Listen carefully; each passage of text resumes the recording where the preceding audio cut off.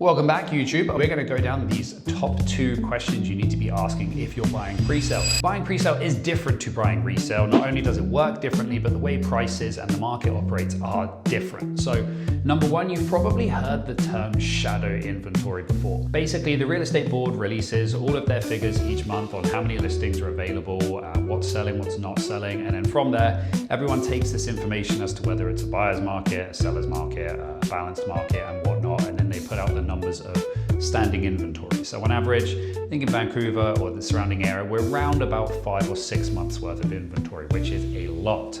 But what's not included in these numbers, because they don't get reported to the board, is all of the shadow inventory that new developers are sitting on. And so this is product which is basically been completed or about to be completed, which is ready for sale by the developers, whether it doesn't matter whether you're in Burnaby, whether you're in Vancouver, whether you're in Maple Ridge, and they are available for sale by the developers, but not registered with Greater Vancouver for the numbers. So what you're actually seeing in terms of available inventory when these stats are released is a lower number than what it should be.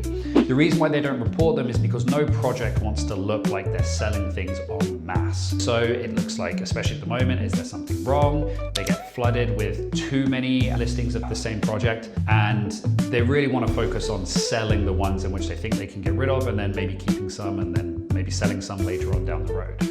So you've got to be asking these guys, what is the off-market or the shadow inventory that they're sitting on that is available for sale as well? They'll likely release these properties to you. They'll show you kind of floor plans. If the product has been built, they likely will be able to show you something like that, but you're going to have to ask in order to get access to that. You won't believe how many people don't even ask this. And in a market where pre-sale is realistically struggling quite a lot, you need to be asking this question for sure. I mean, you're in a position of power, so you want to take all of that power and use it to your best advantage. And the second question that you want to be asking here is, what product are they struggling to sell?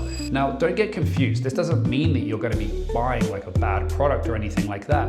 It just means that because pre-sale is struggling right now and there's not as many buyers out there for it, that maybe there's some stuff they've been sitting on which would be totally fine, but the buyers just haven't come through. They want to get rid of it. They want to move on. It's been on the market for a while.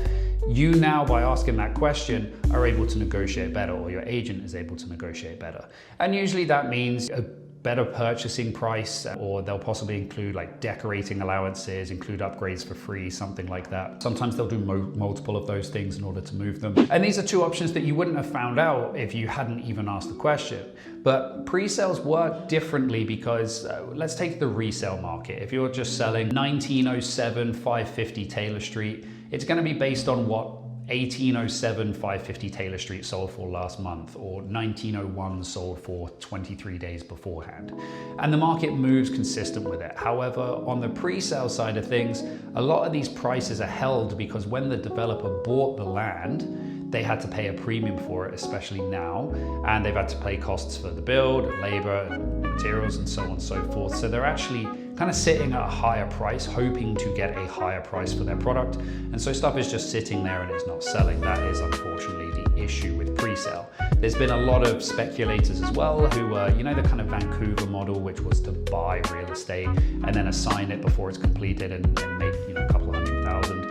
That business is really kind of fallen out of the wind. A lot of people are struggling. And so they want to get rid of their properties. The developer wants to get rid of their properties. And so there's a real opportunity here to get in and get some discounts if that's what you're looking for. My key buyers at the moment who are looking at pre-sale is those who are not quite ready to purchase with qualify for a mortgage. Maybe they've got a bit of a smaller deposit and they need a little bit of time, because this is key for you, because you can get in, secure a home. At the moment, you can secure it for a deal. You can pay a lower deposit and break it up over time. And you don't have to be ready for that mortgage, depending on the project, for another 6, 12, 24 months in advance. So it's a real good opportunity to get in the market, get a discount, and not put yourself in a position where you can't get a mortgage right now, but you're going to be able to. And that's key there. You've got to be sure that you're going to be able to get that mortgage later on down the line. So there you go. That's my top advice for today. Thanks for watching. As always, reach out if you have any questions. If you found this of value, please do hit the subscribe button. It really is appreciated. And I will see you guys next time. Thank you.